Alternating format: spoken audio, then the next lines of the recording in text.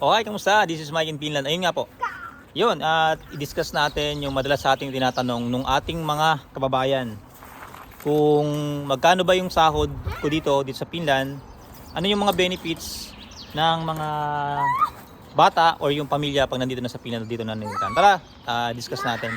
Maikli lang po ito dahil nga syempre, holiday naman ngayon. Pinagbigyan lang natin yung aking anak kasi gustong lumabas. Ayun, kapag nandito nga kayo sa Finland, ang sinasahod ko rito as a cleaner ay nasa 12 point something. Yun doon sa part-time ko.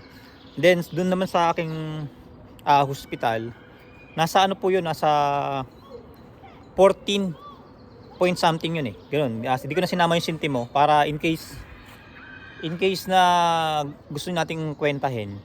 For example, yung doon sa aking part-time job, 12 point something cents na yon, i-times na lang natin sa 8 hours. Yun po yung ito yung magiging total. Bali 6,900 mahigit yung bawat araw ko doon sa aking part-time job. Kaya napakaganda rin talaga na magtrabaho dito bilang isang cleaner. Also nga pala, disclaimer lang po, yung aking sahod na yun is naaayon po yun sa tinatawag na collective agreement na tinatawag ko po. Kaya yun po yung sahod ko. Saka yung pagki-cleaner dito sa Finland, depende rin po yan sa kung saan kayo magkatrabaho, ano yung palilinis sa inyo, saan kayo maglilinis. Depende rin po yan yung inyong sasahurin sa inyong lilinisan at saan lang lugar kayo mapupunta. At mapunta naman tayo dun sa benefits. Yung benefits dito, pagdala mo yung pamilya, tulad niya yan, yung aking anak, yung mga anak ko. Libre lang yung pag-aaral dito ng mga bata. At the same time, yun nga po, nakakakuha sila ng allowance. Napakaganda ng quality ng pag-aaral, yung edukasyon dito sa Finland. Kasi nga yung mga teacher dito, and then yung nga yung kanilang school, tutok na tutok sila doon sa improvement para matuto yung mga bata dito sa school. Tulad ng mga anak ko, syempre nasanay sila sa Tagalog, English doon sa atin sa Pilipinas. Pero ngayon, awan ng Panginoong Diyos, nagpapasalamat ako dahil nga na-adapt na rin ng aking mga anak yung lingwahe dito sa Finland. Lalo na si Abby, ayan o. Pagbata talaga, mabilis maka-adapt, mabilis matuto ng lingwahe ng Finnish. Bunso, di ba marunong ka mag-Finnish, Bunso? I know. Mehua. Mo, ba? Mehua. Mehua. Yun, marami na siyang alam na Finnish. Ano pa, Bunso, ang alam mong Finnish? Sen karkea. Senkarkea. Okay. What is, how about, Bunso, yung good day? Sen hyvä päivä. O yan, marami na siyang alam na Finnish. Kaya yun, saka nakakaintindi na rin yung bata na yan. Pares lang sila magkakapatid. Kaya yun, ang ganda lang ng benepisyo na halimbawa ako OFW ko dito. 1 taon ako mahigit at saka ko sila nakuha.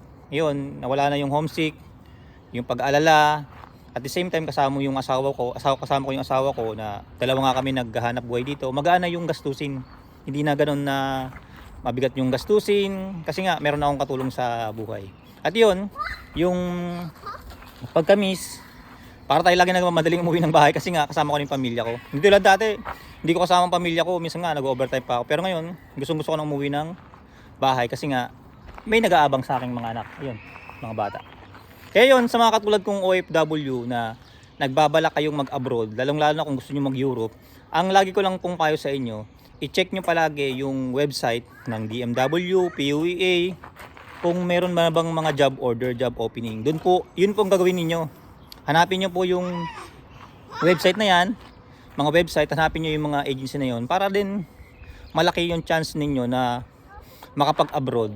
Kailangan mag-impo kayo sa sarili ninyo. Halimbawa, experience. Kung gusto nyo maging ganito, maging housekeeping, house or cleaner, kailangan magkaroon kayo ng experience kasi dagdag pogi points din po yun sa mga employer, lalong-lalo kung meron kayong experience. Mabilis kayong matanggap.